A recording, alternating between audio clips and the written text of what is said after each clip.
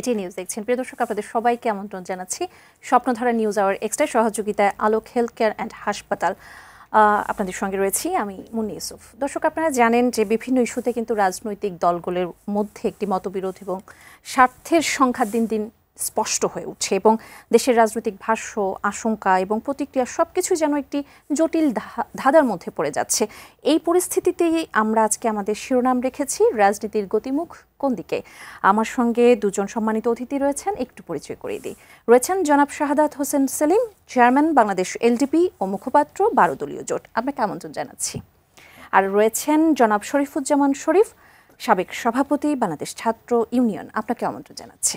জনাব শাহাদাত হোসেন সেলিম, আপনার কাছে যদি শুরুতেই আসি, রাজনীতির গতিমুখ কোন দিকে এই বিষয় নিয়ে আলোচনা করব, কিন্তু একটি জিনিস একটু স্পষ্ট করে একটু আপনার কাছে জানতে চাচ্ছি যে এই যে 4 দফা না মানা পর্যন্ত কাকরাইল না ছাড়ার ঘোষণা, জগন্নাথের শিক্ষক শিক্ষার্থীদের সৌরার্দিতে উচ্ছেদ অভিযান, উপাচার্য প্রক্টরের পদত্যাগের দাবিতে বিক্ষোভ, সকাল থেকে আমরা ঢাকাবাসীর ব্যানারে নগর ভবনের সামনে বিক্ষোভ ও সড়ক অবরোধ করা হয়। এই যে এত কিছু চলমান রয়েছে, রাজনীতির স্টেক হোল্ডার আসলে এখন কারা? ধন্যবাদ আপনাকে। রাজনৈতিক স্টেক হোল্ডারটা তো আপনার যারা বিগত স্বৈরাচার বিরোধী আন্দোলন করেছে রাজপথে এবং আপনার লড়াই সংগ্রাম করেছে, আপনার অবদান রেখেছে, তারাই রাজনৈতিক স্টেক হোল্ডার। আর আমাদের দুর্ভাগ্য, আমরা এই তীব্র আন্দোলনের মুখে, একটা রক্তাক্ত বিপ্লব অথবা অভ্যুত্থানের মুখে আমরা এই সরকারকে আমরা দেশ ছাড়া করেছি এবং সরকারের সাথে তার সমস্ত আপনার মেকানিজমও আপনার দেশ ছাড়া হয়ে গেছে। কিন্তু আমরা ডক্টর ইউনূস সাহেবের প্রতি আস্থা রেখেছি। আস্থা রেখে ওনাকে আমরা সরকার প্রধান হিসেবে আমরা রাজনৈতিক দলগুলো এক বাক্যে মেনে নিয়েছি। কিন্তু তিনি আপনার জাতির প্রতি সুবিচার করেননি। ডক্টর ইউনূস সাহেব উনি একটা আপনার একেবারেই কোনো মাত্রাহীন একটা উপদেষ্টা মণ্ডলী গঠন করেছেন, যে উপদেষ্টা মণ্ডলী এই অভ্যুত্থানের চেতনা ধারণ করে না, যে উপদেষ্টা মণ্ডলী 15 বছর নাকে সরিষার তেল দিয়ে ঘুমিয়েছে 2-1 ছাড়া, এবং কেউ কেউ আমরা সরকারি বেনিফিশিয়ারি, কেউ দেশের বাইরে ছিলেন, তাদেরকে নিয়ে তিনি একটা উপদেষ্টা মণ্ডলী গঠন করাতেই আজকে দেশের সার্বিকভাবে একটা নৈরাজ্যকর অবস্থা। আর এই সরকারের একটা ক্রাইসিস ম্যানেজমেন্ট থাকে বা একটা ক্রাইসিস ম্যানেজার থাকে, যেটা আপনার তিনি আপনার যেমন ক্রাইসিসগুলো আপনার চিহ্নিত করেন এবং সেগুলো সমাধানের চেষ্টা করেন। এই গভর্নমেন্টে কোনো মুখপাত্র নেই, এই গভর্নমেন্টে কোনো ক্রাইসিস ম্যানেজমেন্টের ম্যানেজার নেই। যদি ক্রাইসিস ম্যানেজার থাকতেন তাহলে আপনার যেটা হতো যে কোনো আন্দোলনটা দানা বাঁধার আগেই অঙ্কুরে সেটা আলাপ আলোচনার ভিত্তিতে অনেকাংশে মীমাংসা করতে পারত। এটা তো যুদ্ধ নয়, এটা আলাপ আলোচনার মাধ্যমেই তো সমাধান করতে হবে। এই সরকার সেই ক্ষেত্রে ব্যর্থতা পরিচয় দিয়েছে। একদিকে যেমন তত্ত্বাবধায়ক সরকার আসার পরে বিভিন্ন জনের দাবি দেওয়াটা বেড়ে গেছে, আরেকদিকে আপনার এই সরকার সঠিকভাবে সেটা হ্যান্ডলিং করতে না পারার কারণে আপনার দাবি দেওয়ার যাদের, তারাও কিন্তু খুব একদম অ্যাগ্রেসিভ হইতে আগাচ্ছে এবং তারা দেখছে যে আপনার একটা অংশ আপনার শুক্রবার বন্ধের দিন রাতে 10টা বাজে প্রধান উপদেষ্টার কার্যালয়ের সামনে একেবারেই রাজসিকভাবে বসে সেখানে ধর্ণা দিচ্ছে। আবার কেউ সেখানে যমুনার সামনে গেলে তাকে সাউন্ড গ্রেনেড মারা হচ্ছে, তারপর রক্তাক্ত করা হচ্ছে, তারপর জলকামান নিক্ষেপ করা হচ্ছে। এই যে বৈষম্য, এটাও আপনার সবার মনের মধ্যে একটা আঘাত করছে। তো আজকের দিনে যে কথাগুলো বলেছেন যে জগন্নাথ বিশ্ববিদ্যালয়ের ছাত্রদের যে 4 দফা দাবি, এই 4 দফা দাবির সাথে কিন্তু সরকার একাত্মতা ঘোষণা করেছেন এবং এই দাবিকে যৌক্তিক বলেছেন। তাহলে একটা যৌক্তিক দাবি পূরণের জন্য তো একটা যৌক্তিক সময়েরও দরকার হয়, বা যৌক্তিকভাবে আলাপ আলোচনা করে কিন্তু সিদ্ধান্তটা নিতে হয়। সেক্ষেত্রে তারা ব্যর্থ। এবং আপনার যে নার্সরা দাবি আন্দোলন করছেন, তাদেরও সাথেও যে কথা বলবেন, যে স্বাস্থ্যমন্ত্রী, সেই স্বাস্থ্যমন্ত্রী তো গত 9 মাসে স্বাস্থ্য উপদেষ্টা, আমি মন্ত্রী বলি বা উপদেষ্টা বলি, সে স্বাস্থ্য উপদেষ্টা কোথাও জনগণের স্বাস্থ্যসেবার ক্ষেত্রে ন্যূনতম কোনো অবদান রেখেছে এটা আমরা দেখি না। এই ধরনের ক্রাইসিসে তো উনি কিছু করতেই পারবেন না, কারণ ওনাদের কোনো অভিজ্ঞতাই নাই। এটা আমাদের দুর্ভাগ্য, যে কারণে আমরা মানে বারবার চাচ্ছি যে এই ধরনের একটা মানে জনসমর্থনহীন একটা সরকারের চাইতে আপনার যত তাড়াতাড়ি পারে ভোটের মাধ্যমে জনগণ একটা সরকার প্রতিষ্ঠা করলে সেই সরকারের সাথে জনগণের সরাসরি সম্পৃক্ত থাকবে, সেই সরকার জনগণের কাছে জবাবদিহিতা থাকবে, সেই সরকার জনগণের কল্যাণে কাজ করবেন এবং সেই সরকার ভোটে চিন্তা করে জনগণের সাথে সেইভাবে সম্পর্কিত থাকবেন। এখনকার যে উপদেষ্টারা আছেন তারা তো কেউ মানে দু একজন ছাড়া আর কারো ভোট করার ইচ্ছা আছে এটা এরকম মনে হচ্ছে না, বাট তারা ক্ষমতা থাকার একটা ইচ্ছা আছে, ক্ষমতাকে প্রলম্বিত করার একটা ইচ্ছা আছে, যে কোনোভাবে হোক তারা যতই বেশি ক্ষমতাকে উপভোগ করতে পারে। কারণ অনেকের জীবনেই প্রথম মানে ক্ষমতা উপভোগ করা, এই স্যালিউট, আপনার এই পুলিশের বাঁশি, তারপরে এই আপনার প্রোটোকল, এগুলো দেখে তাদের অনেকেই মাথাটা নষ্ট হয়ে গেছে, যে কারণে তারা তাদের যে দায়িত্বটাই ভুলে গেছে। তারা ক্ষমতাকে উপভোগ করছে এবং যা যায় জনগণের উপর পড়ছে। যেমন এই যে আপনার এই ধরনের আন্দোলনগুলোতে আপনার ভীষণভাবে জনগণ আপনার কষ্ট পাচ্ছে, যানজটে সারা নগরবাসী নাকাল হয়ে যাচ্ছে, রোগীরা কষ্ট পাচ্ছে, শিশুরা কষ্ট পাচ্ছে, মহিলারা কষ্ট পাচ্ছে, কিন্তু সরকারের পক্ষ থেকে এই সমস্ত বিষয়গুলোকে যথাযথভাবে অ্যাড্রেস করার জন্য কোনো ধরনের পদক্ষেপ নেওয়া হচ্ছে না। আমরা কিন্তু উপদেষ্টা মহোদয়ের সামনেই বলেছি যে আপনি প্রয়োজনে একটা নির্দিষ্ট জায়গা করে দেন।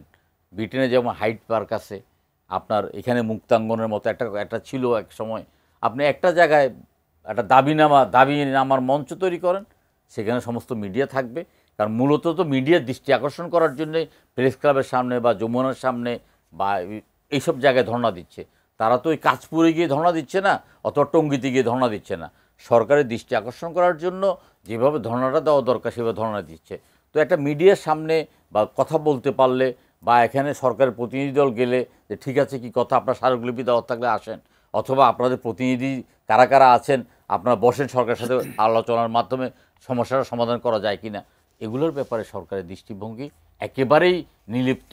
এবং আসলে মানে সরকার আমার মনে হচ্ছে যে সঠিক পথে তারা কাজ করছেন না, এবং আপনার জনগণের প্রতি দায়বদ্ধতা না থাকার কারণে সঠিকভাবে কাজ করার মতো তাদের মধ্যে সেই আপনার মানে আবেগ বলেন, অনুভূতি বলেন, দায়িত্ব বলেন, এগুলো কিছু আমরা দেখতে পাচ্ছি। জনাব শরীফুজ্জামান শরীফ যেমনটি বলছিলেন যে জনাব শাহাদাত হোসেন সেলিম যে এই সরকার অনেকটা জনসমর্থনহীন বলছেন তিনি, এবং বলছেন যে সরকার আসলে যথাযথভাবে অ্যাড্রেস করতে পারছে না মানুষের যে দাবি দাওয়াগুলো রয়েছে, বা বলছেন যে সরকার অনেকটা উদাসীন, একটা অনাস্থার সুর আমরা দেখতে পাচ্ছি তার কথায়। আপনি কি একমত কিনা বা আপনার বিশ্লেষণ? আপনাকে ধন্যবাদ, দর্শক শ্রোতাদেরকে ধন্যবাদ, আমার সাথে আলোচকের শুভেচ্ছা। সেলিম ভাই অনেক দিন ধরে রাজনীতি করেন এবং রাস্তার রাজনীতি, মাঠের রাজনীতি, তিনি অনেকগুলো গুরুত্বপূর্ণ জায়গায় অ্যাড্রেস করেছেন এবং আমি তার এই কথার সাথে একমত। আমরা গত আগস্ট মাসে একটা পরিবর্তন এনেছি আমাদের জাতীয় জীবনে, এবং এই পরিবর্তনের পেছনে আমাদের একটা মহৎ আকাঙ্ক্ষা ছিল। কিন্তু আজকে 9 মাস পরে আপনি যদি আমাকে জিজ্ঞেস করেন, আমি যদি হিসাব মেলাতে যাই, তাহলে আমি ক্রমশই হতাশ হয়ে পড়ি। এইখানে যে ধরনের একটা কালেকটিভ ইফোর্ট দেওয়া প্রয়োজন ছিল, আমাদের রাজনীতিতে গুণগত কতগুলো পরিবর্তন আনা দরকার ছিল, সেই জায়গাটায় আমি একটা বিরাট অনুপস্থিতি দেখছি। আপনি নিউজের শুরুতে যতগুলো নিউজ বলেছেন তার মধ্যে জগন্নাথ বিশ্ববিদ্যালয়ের যে ঘটনাটির কথা বললেন, জুলাইয়ের গণ অভ্যুত্থানের সবথেকে চ্যাম্পিয়ন কারা ছিল? ছাত্ররা। অথচ আজকে 9 মাস আপনি একটা দিন কি মনে পড়ে যেদিন ছাত্ররা কোথাও না কোথাও রাস্তায় দাঁড়ায় নাই বা মিছিল করে নাই? এই ধরনের একটা দিনও কি আছে? না। প্রায় প্রতিদিন কোথাও না কোথাও কোনো না কোনো শিক্ষা প্রতিষ্ঠান এই ঘটনাগুলো অনবরত ঘটছে। আজকে জগন্নাথ বিশ্ববিদ্যালয়ের শিক্ষার্থীরা তারা কতগুলো দাবি নিয়ে এসেছে, তাদেরকে প্রতিশ্রুতি দেওয়া হয়েছিল যে তোমাদের এই দাবিগুলো মেনে নেওয়া হবে। আচ্ছা, তথ্য উপদেষ্টার সাথে বিশ্ববিদ্যালয়ের সম্পর্কটা কি?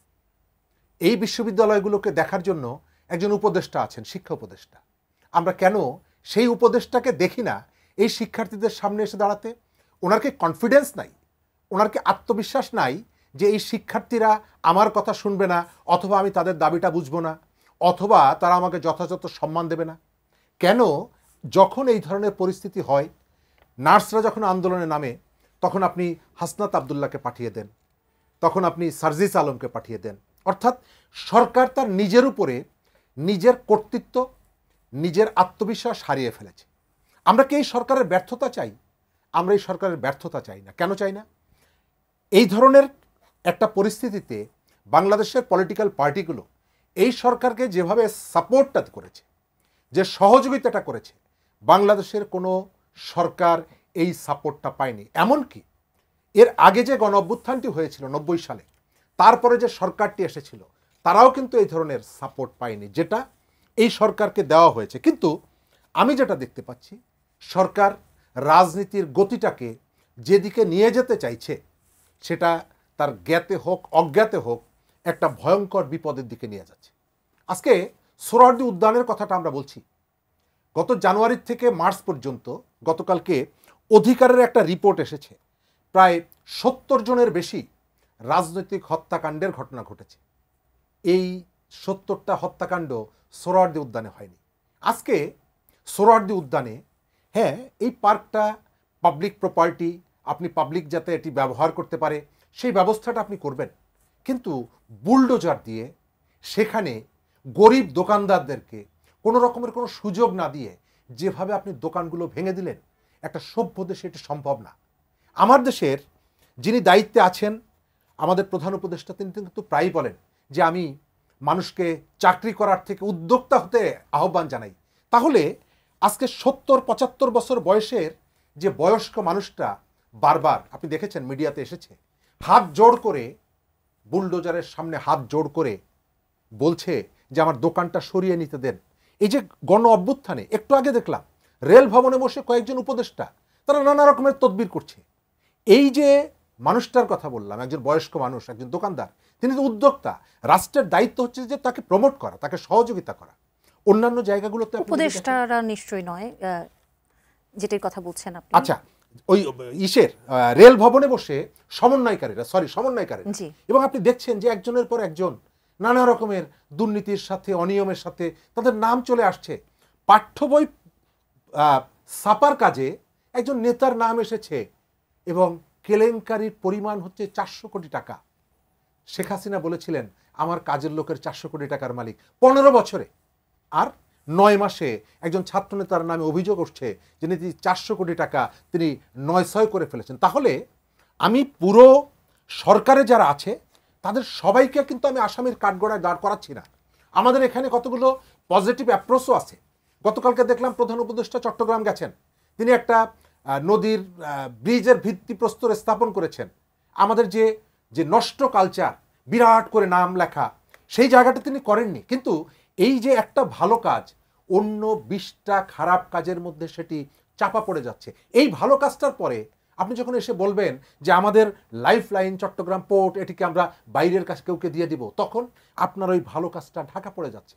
আমাদের এখানে ইকোনমিতে প্রতিনিয়ত রক্তক্ষরণ হচ্ছে। আমরা এতদিন ধরে যে কথাগুলো বলেছি, শেয়ার মার্কেট, আপনি খোঁজ নিয়ে দেখেন, শেয়ার মার্কেট কন্ট্রোল করা যাচ্ছে না। প্রধান উপদেষ্টা বসছেন, তারপরে কন্ট্রোল করা যাচ্ছে না। কেন? আমরা শুনছি এখানে নতুন ভূত ঢুকেছে, এখানে নতুন কি বলে ওই ছোট একটা দরবেশের নাকি জন্ম হয়েছে। তো আমাদের গণ অভ্যুত্থানের প্রত্যাশা কি এগুলো ছিল? প্রত্যাশা ছিল না। কিন্তু আমরা এখনো মনে করি, ভাই একমত হবেন যে এখনো সময়টা পেরিয়ে যায়নি। সরকার যদি আন্তরিকভাবে এই জায়গাগুলোকে অ্যাড্রেস করে, আমি মনে করি আমাদের প্রথম যে কাজটা ভুল করেছি আমরা, সেটি হচ্ছে শিক্ষার্থীদেরকে যথাসময়ে আমরা তাদেরকে ক্লাসে পাঠাইনি। যেদিন 150-200 শিক্ষার্থী গত বছর সচিবালয়ের 14 তলায় উঠে পরীক্ষা বাতিল করিয়ে নিল, যে পরীক্ষা দেওয়ার জন্য কয়েক লক্ষ শিক্ষার্থী রাজি ছিল, সেই কাজটি যখন করা হলো, এবং আপনি এখন দেখছেন 50, 60, 70 জন মানুষ একটা কাজ করলাম, গিয়ে কেউকে ঘেরাও করলাম, এবং এটিকেই বলা হচ্ছে ছাত্র জনতা। আজকে 9 মাস পরে ময়মনসিংহে আজকে বিকালবেলায় রওশন এরশাদের বাড়িতে আগুন দেওয়া হয়েছে। তিনি যদি অপরাধী হয়ে থাকেন, আপনি অবশ্যই তাকে আইনের মুখোমুখি দাঁড় করবেন। এই যে প্রতিনিয়ত এই যে ঘটনাগুলো, এই ঘটনাগুলো কি ইন্টারন্যাশনাল মিডিয়াতে যাচ্ছে না? এই ঘটনাগুলো একটা দেশের আইন শৃঙ্খলা নিয়ে ভালো বার্তা দেয়? কখনোই না। আপনি অপরাধীকে আইনের মুখোমুখি দাঁড় করাবেন, সেটি আওয়ামী লীগের অপরাধী হোক, সেটি 14 দলের অপরাধী হোক, সেটি এখন যারা ক্ষমতায় আছেন তাদের অপরাধী হোক। কিন্তু আমরা এখানে দেখতে পাচ্ছি আগের সরকারের সময় যে পলিসিটা ছিল অপরাধ দমনের ক্ষেত্রে, রাষ্ট্র ঠিক করে দিত চুজ অ্যান্ড পিক, একে এই অপরাধীকে আমার পছন্দের অপরাধী, তাকে কোনো বিচার করা যাবে না। আর এই অপরাধীকে আমি অপছন্দ করি, সেই কারণে তাকে বিচারের মুখোমুখি করব।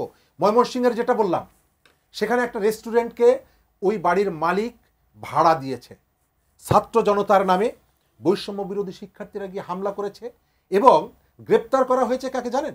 ডিসি অফিসে ডেকে নেওয়া হয়েছে কাকে জানেন? ওই রেস্টুরেন্ট যিনি লিজ নিয়েছেন তাকে ডেকে নিয়ে এসে তার সাথে কথা বলা হচ্ছে অথবা চাপ দেওয়া হচ্ছে। কিন্তু ধরা কথা কাদের? আপনি ধরে নিয়ে আসবেন কাদের? যাদেরকে এই ঘটনার সাথে যারা জড়িত, যারা আক্রমণটা করেছে। তো এই যে ঘটনাগুলো, এই আমি যে ক্রিটিকটা করছি, এই ক্রিটিকটা কিন্তু একজন পতিত স্বৈরাচারের সহযোগীর পক্ষে যাচ্ছে বিষয়টি তা না। আপনাকে একটা দেশ যদি পরিচালনা করতে হয়, আপনাকে কতগুলো জায়গায় আইনের শাসন আপনাকে নিয়ে আসতে হবে। আপনি 9 মাস 10 মাসের মধ্যেও শৃঙ্খলা যদি ফিরিয়ে না আনতে পারেন, আপনি যত ইনভেস্টরদেরকে ডেকে এখানে সামিট করেন না কেন, আপনার শিল্প কল কারখানা কোনো জায়গায় আমাদের এই যে বিধ্বস্ত অবস্থা, এখান থেকে আপনি স্বাভাবিক জায়গায় ফিরাতে পারবেন না। আমি দেখতে পাচ্ছি, আমি কনক্লুশন করব এই জায়গাটায়, যে আমরা ক্রমশই দেখতে পাচ্ছি সরকার রাজনীতি ফর দ্য পিপলের জায়গায় ফার দ্য পিপল হয়ে যাচ্ছে। সাধারণ মানুষের কাছ থেকে, রিক্সাওয়ালার কাছ থেকে, গরিব মানুষের কাছ থেকে, শহরের মধ্যবিত্তের কাছ থেকে, শহরের গরিব মানুষের কাছ থেকে আপনি রাজনীতিটা ওই যে বহুজাতিক কোম্পানি, ওই যে আমেরিকা, ওই যে ভারত, এই ধরনের এবং বড় লোক, তাদের পারপাসটা সার্ভ করার জন্য আপনি রাজনীতিকে সেই দিকে ডাইভার্ট করছেন। জনাব শাহাদাত হোসেন সালেম, এই যে আওয়ামী লীগের কার্যক্রম নিষিদ্ধের ব্যাপারে যদি একটু আসি, যে এই আওয়ামী লীগের কার্যক্রম নিষেধাজ্ঞা আসায় বাংলাদেশের রাজনীতির যে মেরুকরণ রয়েছে, সেই মেরুকরণ আসলে কোন দিকে যাচ্ছে বলে মনে করছেন আপনারা, এবং বিএনপির প্রধান প্রতিদ্বন্দ্বী এখন কারা? দেখুন, আপনার আওয়ামী লীগের রাজনীতি নিষিদ্ধকরণ যেটা, সেটা আপনার সেপ্টেম্বরের 5 তারিখে একবার আপনার উপদেষ্টা মণ্ডলী করেছে। 10 তারিখে আবার একটা নাটক করে সেটা আবার জাতির সামনে আবার উপস্থাপন করেছে। আওয়ামী লীগের কার্যক্রম তো এমনি নিষিদ্ধ। আওয়ামী লীগ তো কোথাও কোনো কার্যক্রম করতে পারছেন না, বরঞ্চ এই ধরনের ঘোষণা দিয়ে আপনার এই ধরনের আপনার এটা ঘেরাও টেরাও করে আপনার এই আবার নতুন করে ঘোষণা দেওয়াতে আওয়ামী লীগের বরঞ্চ মুখ রক্ষা হয়েছে। কারণ আওয়ামী লীগ চাইলেও এখন 100 লোকের মিছিল করতে পারতো না। আওয়ামী লীগ চাইলে এখন কোনো রাজনৈতিক সভা করতে পারতো না। এত বড় পুরনো একটা রাজনৈতিক দল সম্পূর্ণভাবে দেউলিয়া হয়ে গেছে, ধ্বংস হয়ে গেছে, একেবারেই একদম ফসিলে পরিণত হয়েছে। কিন্তু এখন আওয়ামী লীগের একটা মুখ রক্ষা হয়েছে যে আমাদেরকে তো নিষিদ্ধ করেছে, আমরা চাইলে কোনো কর্মকাণ্ড করতে পারবো না। নেতারা সেফ হয়ে গেছেন। যে কর্মীদের একটা চাপ যদি থাকতো যে না আমরা আন্দোলন করতে চাই, তোমরা আমাদের পাশে আসো, তোমরা এতদিন টাকা পয়সা কামিয়েছো, তোমরা এতদিন মন্ত্রী মিনিস্টার ছিলা, এখন তোমরা আমাদেরকে দিক নির্দেশনা দাও অথবা আমাদের কাতারে আসো, এখন তারা বলবে যে আওয়ামী লীগের রাজনীতি তো নিষিদ্ধ। এটা সরকার ধরেন এটা মানে নিষিদ্ধ করেছে, কার্যত তো আওয়ামী লীগের কার্যক্রম নিষিদ্ধ। এখন রাজনৈতিক মেরুকরণে মানে 72 সালেতেও আওয়ামী লীগ, স্বাধীনতার পরে আওয়ামী লীগ ছাড়া আর কেউ ছিল না, মানে সারা জাতি আওয়ামী লীগ। এই 6 মাস পরে জাতির মোহভঙ্গ হয়ে গেছে এবং আস্তে আস্তে আওয়ামী লীগের ক্ষয় হয়ে গেছে। এরপর গত মানে 15 বছর যাবৎ শাসন এবং শোষণ করে আওয়ামী লীগের এক ধরনের আপনার মুনাফা লোভী, আপনার ক্ষমতা লোভী, তারপরে আপনার পাচাটা, মানে এই এক ধরনের তাদের জনবল সৃষ্টি হয়েছে। কোনো রাজনৈতিক কর্মী অথবা কোনো তাদের রাজনৈতিক সমর্থক সৃষ্টি হয় নাই। এক ধরনের সুবিধাবাদী, তারপরে এক ধরনের আপনার সরকারের পদলেহনকারী, এরাই আওয়ামী লীগ করতো।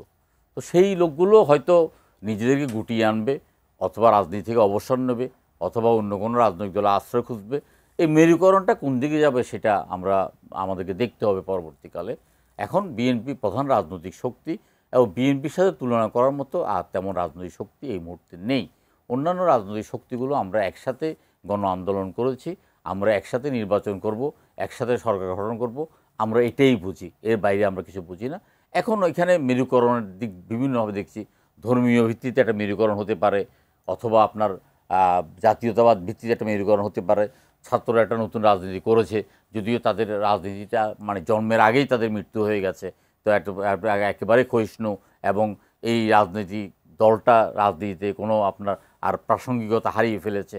ভবিষ্যতে আস্তে আস্তে আরও প্রাসঙ্গিকতা হারিয়ে ফেলবে। কারণ আমি কদিন আগে মানে পরশু দিনেই আপনার একটা ছাত্রের সাথে দেখা হলো, সে বললো যে আমি স্বরাষ্ট্র মন্ত্রণালয়ের প্রতিনিধি ছাত্র। তো তো তোমার কাজ কি? আমার কাজ হলো যে আমরা বিভিন্ন তথ্য সংগ্রহ করে আমরা স্বরাষ্ট্র মন্ত্রণালয়ে আমরা এটা জানাই। তাহলে আমি বললাম যে তাহলে স্বরাষ্ট্র মন্ত্রণালয়ের দরকার এখন আইবি, এসবি, আপনার সিআইডি সব প্রতিষ্ঠানগুলো বাতিল করে দেওয়া। প্রত্যেকটা মন্ত্রণালয়ে ছাত্রদের প্রতিনিধি আছে, ছাত্রদের প্রতিনিধিরা সেখানে একটা ত্রাসের রাজত্ব কায়েম করছে। টেন্ডার, নিয়োগ, বদলি আপনার ইত্যাদির মধ্যে তারা জড়িয়ে গেছে। আপনার শেখ হাসিনার পিয়নে 15 বছরে 400 কোটি টাকা আয় করেছে। আর আসিফ মাহমুদ সজীব ভুঁইয়ার আপনার এপিএস 7 মাসে 322 কোটি টাকা নিয়ে দেশ ত্যাগ করেছে। এই জিনিসগুলো যখন মানুষের সামনে আসে, ছাত্ররা কিন্তু তাদের প্রাসঙ্গিকতা হারিয়ে ফেলেছে। আমাদের বিপ্লবটা সেদিনই হাতছাড়া হয়ে গেছে যেদিন আপনার বিপ্লবের আপনার নামে আমরা ছাত্রদের প্রতিনিধিদেরকে আপনার মন্ত্রণালয়ে বা সরকারে অংশগ্রহণ করতে দেখি। ফোনে একজন দর্শক আছেন, তার প্রশ্নটি দেব। জি দর্শক, আপনার নাম বলে আপনার প্রশ্নটি রাখুন। আসসালামু আলাইকুম। ওয়ালাইকুম আসসালাম। জি, আপনার প্রশ্নটি রাখুন। আমি পিন্টু দুয়ারি, পটুয়াখালী থেকে বলছি। হ্যাঁ জি বলুন। আমার প্রশ্নটা হচ্ছে দুজন অতিথির কাছে যে নির্বাচনের মুখটা কোন দিকে, এই তো আজকের বিষয়। আমি বলছি যে নির্বাচনের মুখটা কি মানে সঠিক দিকে না উল্টো দিকে, এটাই হচ্ছে আমার প্রশ্ন দুজন অতিথির কাছে। আমাদের আসলে বিষয়টা ছিল রাজনীতির গতিমুখ কোন দিকে। রাজনীতির সাথে আসলে নির্বাচন ওতপ্রোতভাবে জড়িত রয়েছে। আপনার প্রশ্নটা আমরা বুঝতে পেরেছি। অসংখ্য ধন্যবাদ ফোন করার জন্য। যে জনাব শাহাদাত হোসেন সেলিম, যেই বিষয়টি নিয়ে আপনার কাছে প্রশ্ন রাখা হয়েছিল যে রাজনৈতিক মেরুকরণ এখন কোন দিকে, সেটি নিয়ে আপনি কিছু বলতে চাচ্ছিলেন, এবং যেই দর্শকটি ফোন করেছে তার প্রশ্নের উত্তরটিও যদি একটু দেবেন।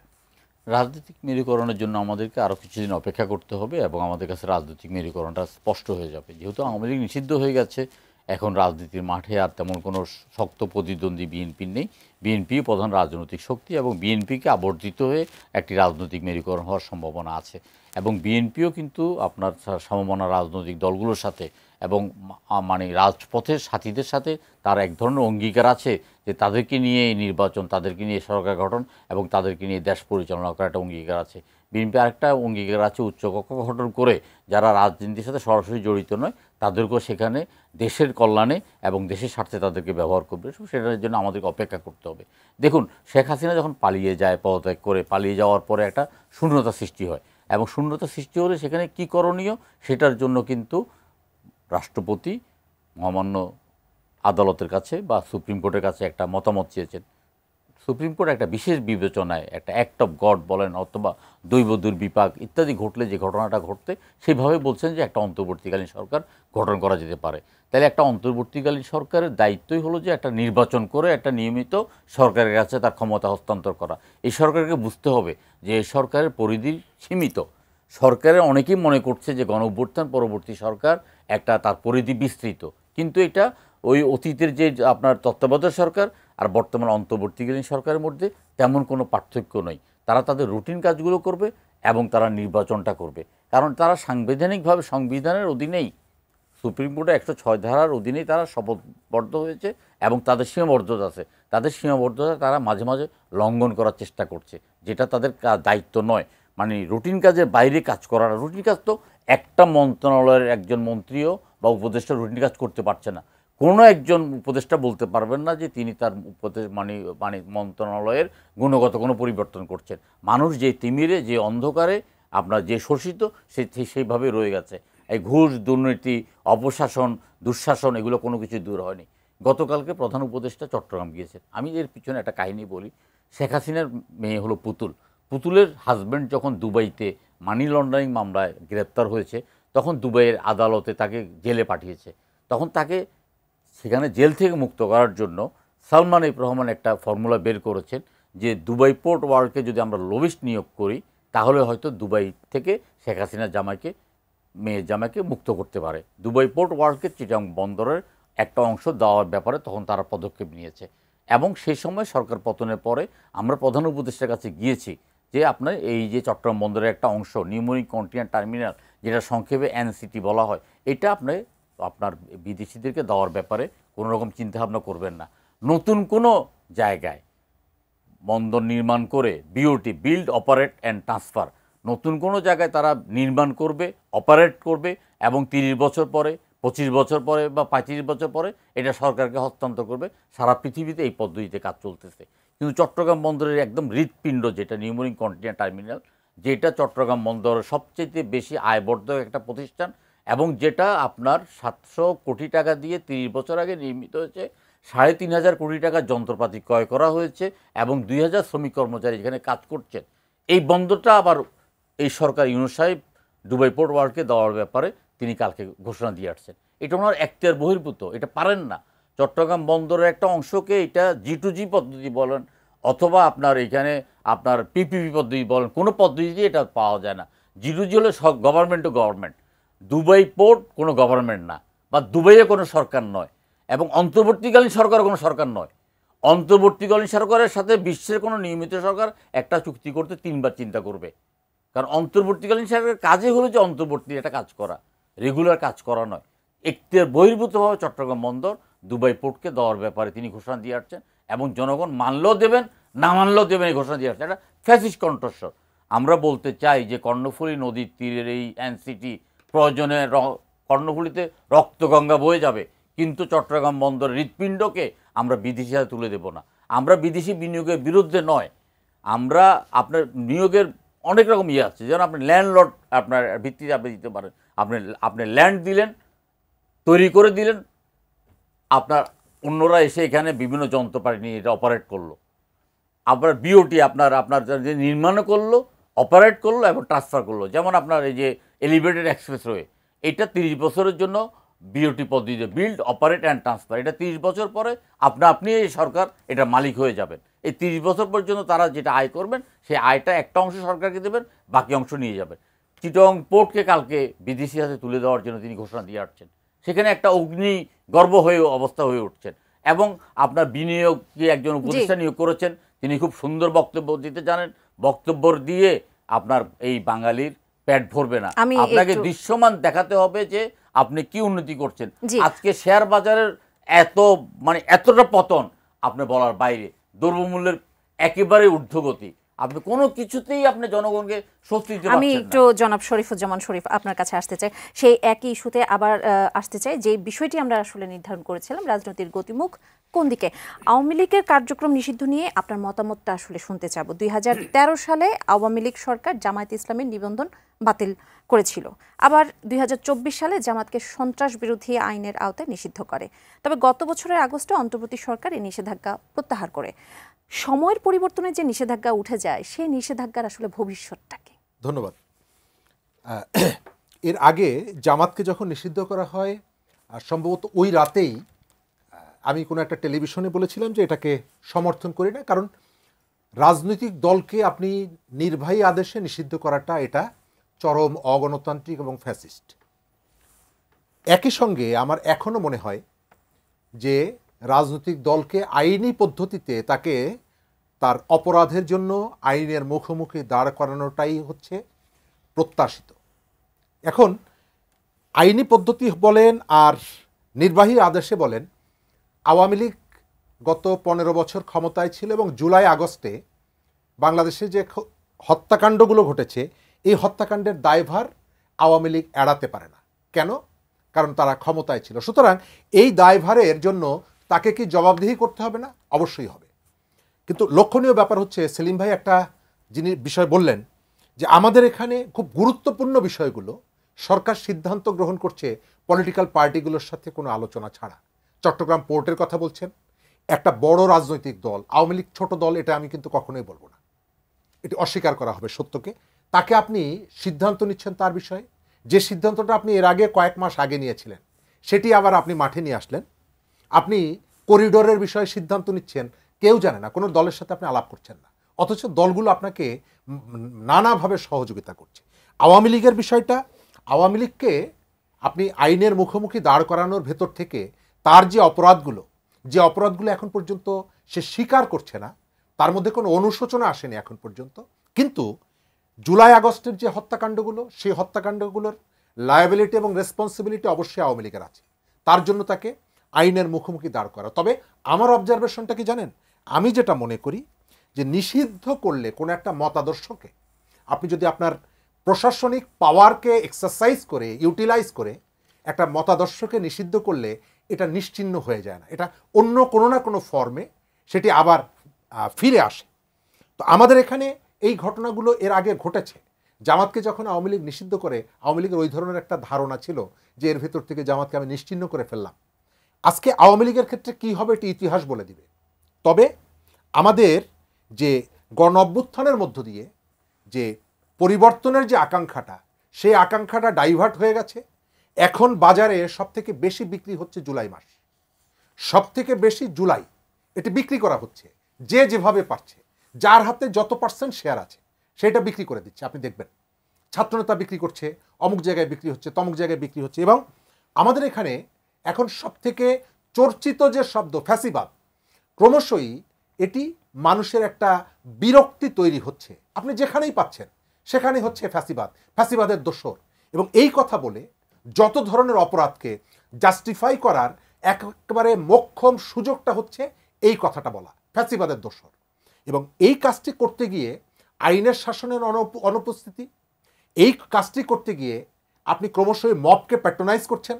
এবং আমাদের কয়েকদিন আগে আমাদের সেনাপ্রধান বললেন যে এখন আর মবকে আমরা অ্যালাউ করব না, কিন্তু তারপরেও সেই ঘটনা একের পর এক ঘটছে বিভিন্ন জায়গায়। আওয়ামী লীগের কে কোথায় আছে, অপরাধী কারা, এটা খুঁজে দেখার দায়িত্ব বিএনপির না, এটা খোঁজার দায়িত্ব জামাতের না বা কোনো রাজনৈতিক দলের না।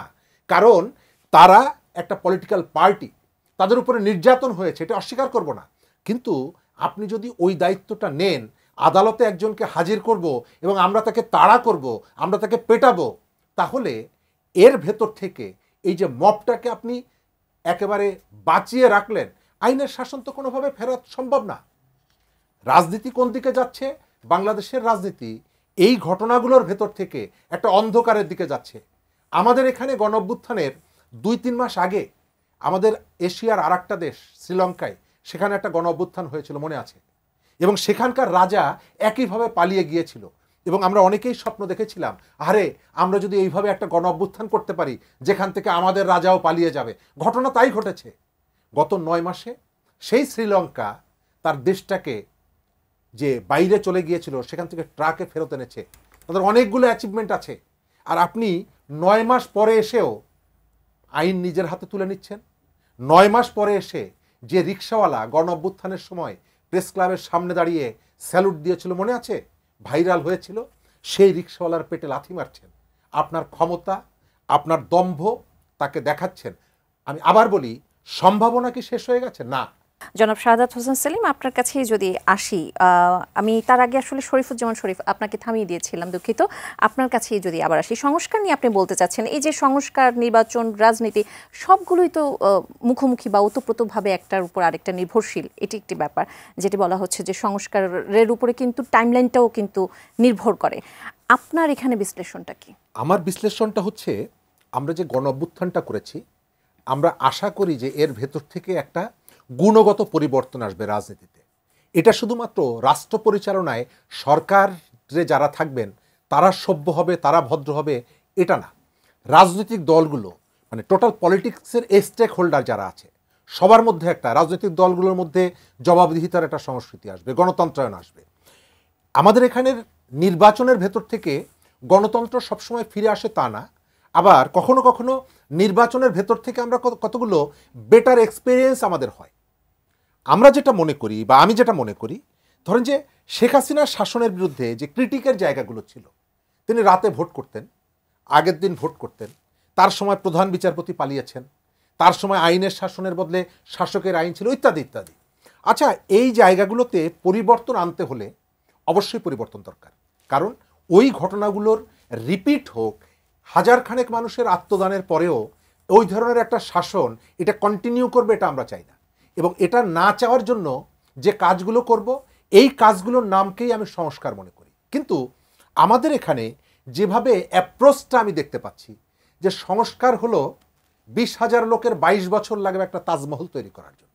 সংস্কার মানে হচ্ছে যে আপনার পদ্মা নদীর উপরে আর একটা ব্রিজ বানাতে হবে, আর একটা বুর্জ খলিফা বানাতে হবে, এইটার জন্য আমাকে 10 বছর, 15 বছর, 20 বছর লাগবে।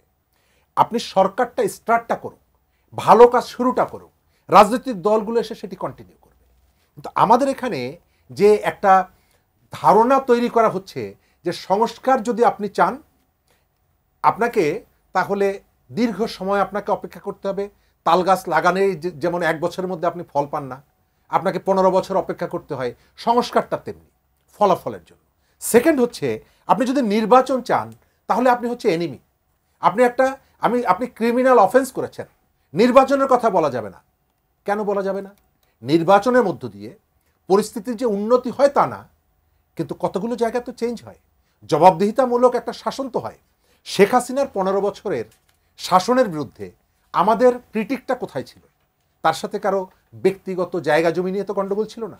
আমরা বলতাম যে তার যে শাসন, সেখানে আমি যে রাষ্ট্রের মালিক, ওই কন্ট্রিবিউট করার সুযোগটা ছিল না, আমার ভোটাধিকারটা আপনি ফিরিয়ে দেন। কিন্তু আমরা দেখতে পাচ্ছি সরকারের মধ্যে নির্বাচনের কথা বললেই একটা অংশ তেলে বেগুনে জ্বলে। এই নির্বাচন নিয়েই কিন্তু আমি জনাব শাহাদাত হোসেন সেলিম একদম শেষ পর্যায়ে চলে এসেছি। একদম শেষ প্রশ্নটি যদি আপনার কাছে রাখতে যাই, সাম্প্রতিক কয়েকটি ঘটনা আসলে রাজনীতিতে যেমন উত্তেজনা তৈরি করেছে, তেমনি নানা আলোচনারও জন্ম দিয়েছে। এইসব ঘটনার প্রেক্ষাপটে আগামী যে জাতীয় নির্বাচনটি রয়েছে, সেই আলোচনা কি ঢাকা পড়ছে? সে আলোচনা ঢাকার জন্য তো বিভিন্নভাবে চেষ্টা করা হচ্ছে। যেমন যে সংস্কারের কথা বলা হচ্ছে, এই সংস্কারের বিষয়টা আমরা বলছি যে সংস্কার একটা চলমান প্রক্রিয়া, এটা কিয়ামত পর্যন্ত সংস্কার হতে থাকবে। এবং সংস্কারের দায়িত্ব আপনার বর্তমান সরকারের নয়, সংস্কারের দায়িত্ব ভবিষ্যতের নির্বাচিত সরকারের। আপনারা একটা প্রস্তাব দিতে পারেন, অথবা আমরা একটা প্রত্যেকে একটা ঐক্যমত্যের ভিত্তিতে একটা সনদে স্বাক্ষর করতে পারি, যেগুলোতে আমরা ঐক্যমত পোষণ করছি। কিন্তু আমরা সংস্কার কমিশনের সাথে কথা বলতে গিয়ে বা ঐক্যমত্য কমিশনের সাথে কথা বলতে গিয়ে বলেছি যে আপনারা এমন কোনো চিন্তা করবেন না যেটা বাংলাদেশের মানে জনগণের সাথে খাপ খায় না, বা এমন কোনো কিছু চাপিয়ে দেবেন না যেটা আপনারা সুইডেন, ডেনমার্ক বা আমেরিকাতে চালু আছে।